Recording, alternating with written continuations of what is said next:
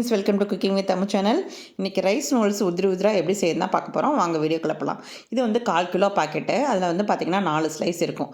Cut பண்ணிவிட்டு காமிக்கிறேன் பாருங்களேன். இதை பாருங்கள், இதுதான் வந்து அந்த நூடுல்ஸோட சைஸு.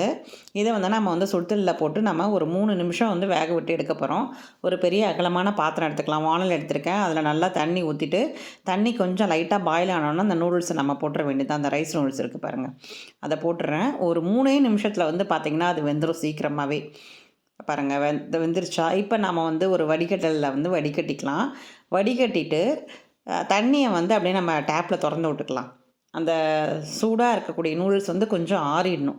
அதை அப்படியே நீங்கள் வடிகட்டி வச்சுருங்க. அது ஒரு ஓரமாக ஒரு பக்கம் இருக்கட்டும். இப்போ இதுக்கு தேவையான இன்க்ரீடியன்ஸ் பார்த்திங்கன்னா, ஒரு பெரிய வெங்காயம் பொடி பொடியாக நறுக்கி வச்சுருக்கேன். ஒரு 2 பச்சை மிளகாய், கொஞ்சோண்டு முந்திரி பருப்பு, ஒரு கைப்பிடி கருவேப்பிலை, கொஞ்சம் கொத்தமல்லி வந்து எடுத்து வச்சுருக்கேன். அதே வானலில் வந்து எடுத்து வச்சுக்கலாம். வானல் சூடானோடனே ஒரு குழி எண்ணெய் ஊற்றிக்கிங்க. எண்ணெய் சூடானோடனே 1 ஸ்பூன் கடுகு போட்டுக்கலாம். 1/2 ஸ்பூன் வெள்ளை உளுத்தம் பருப்பு, ஒரு 2 ஸ்பூன் கடலைப்பருப்பு உங்களுக்கு ரொம்ப பிடிக்குதுன்னா இன்னொரு ஸ்பூன் கூட நீங்கள் சேர்த்துக்கலாம். மல்லாட்டா பயிர் இருந்தாலும் சேர்த்துக்கலாம். கொஞ்சோண்டு பெருங்காயத்தூள் வந்து அப்படியே சேர்த்துக்குங்க. கமகமன்னு வாசனையாக இருக்கும் இந்த மாதிரிலாம் நம்ம வந்து செய்து சாப்பிடும் போது.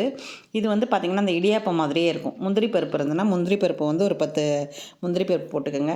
கருவேப்பிலை நல்லா கொஞ்சம் ஃப்ரெஷ்ஷாக போட்டுக்கோங்க. இப்போ நம்ம பொடியாக கட் பண்ணி வச்சுருக்கோம் இல்லையா வெங்காயம், அதையுமே போட்டு நல்லா வதக்கி விடலாம். வெங்காயத்தை நல்லா வதக்கி விடுறேன். இப்போ வந்து பார்த்திங்கன்னா பச்சை மிளகா நீல வாக்கில் கட் பண்ணி வச்சுருக்கேன், அதையுமே போட்டுக்கிறேன். போட்டுட்டு நல்லா வதக்குறேன் பாருங்கள். இந்த மாதிரி நல்லா வதக்கி விடலாம். இப்போ ஒரு சிட்டிகை மஞ்சத்தூள் வந்து சேர்த்துக்கலாம். நம்ம வந்து தக்காளி பழம்லாம் எதுவுமே இதில் சேர்க்க தேவையில்லை.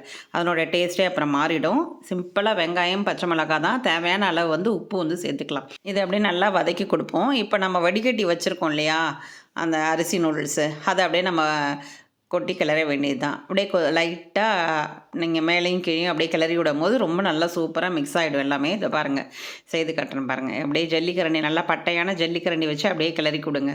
அடியில் இருக்கக்கூடிய அந்த வெங்காயம் கருவேப்பிலை எல்லாமே நமக்கு மிக்ஸ் ஆகணும். உங்களுக்கு பிடிச்சதுன்னா நீங்கள் மல்லாட்டை பயிர் கூட சேர்த்துக்கலாம். ரொம்ப டேஸ்ட்டாக இருக்கும். நம்ம இந்த இடியாப்ப உப்புமா செய்கிறோம் இல்லையா, அதே மாதிரி தான் பேட்டர்ன் இது. இது குழந்தைங்க விரும்பி சாப்பிடுவாங்க. இதுக்கு வந்து சட்னி வந்து அவசியமே கிடையாது. அப்படியே டைரெக்டாகவும் சாப்பிட்லாம். ஆனால் நான் இன்றைக்கி வந்து தேங்காய் சட்னி தான் அரைச்சிருக்கேன். ஆனால் பசங்க வந்து சாப்பிட்டு பார்த்துட்டு இதுக்கு சட்னியே தேவையில்லம்மா, இது நல்லா இருக்குது அப்படின்னாங்க. சுட சுட சாப்பிடும்போது இன்னும் டேஸ்ட்டாக இருக்கும். பசங்களுக்கு ஸ்கூலில் லஞ்ச் பாக்ஸில் கூட நம்ம கொடுத்து விடலாம். எப்படி உதிரியாக இருக்குது பாருங்கள். இதுக்காக தான் நம்ம வந்து லைட்டாக ஒரு 3 நிமிஷம் வேக வச்சுட்டு அந்த தண்ணியை வடிகட்டிட்டு அதை அப்படியே சாதாரண தண்ணியில் ஒரு தடவை நம்ம வந்து வடிகட்டி எடுத்துக்கணும். அப்படி இல்லைன்னா நீங்கள் ஆற கூட வச்சிடலாம். அப்படியே அந்த மாதிரி ஆற வைக்கும் போது உதிரியாக வந்துடும். இந்த பாருங்கள், இப்போ அந்த ரைஸ் நூடுல்ஸ் வந்து எப்படி உதிரியாக வந்திருக்கு பாருங்கள். புளிப்பு சுவை உங்களுக்கு பிடிச்சதுன்னா 1/2 எலுமிச்சம்பழத்தை அப்படியே புழிஞ்சு விட்டுட்டு ஒரே ஒரு கிளறிட்டு நம்ம கேஸ் ஆஃப் பண்ணிடலாம். எலுமிச்சம்பழம் புழிஞ்ச பிறகு ரொம்ப நேரம் நம்ம வந்து வதக்கிட்டு இருக்கக்கூடாது, அப்புறம் கசப்பு தன்மை வந்துடும். பாருங்கள், சூப்பராக ரெடி ஆகிடுச்சு.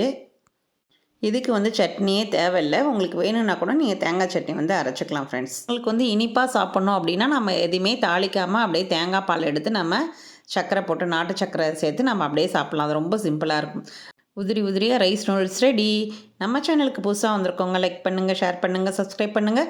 மறக்காமல் பெல் பட்டன் ப்ரெஸ் பண்ணுங்கள். அப்போ தான் நான் போடுற வீடியோ உடனே வரும். நாளைக்கு பார்க்கலாம் ஃப்ரெண்ட்ஸ். பாய்.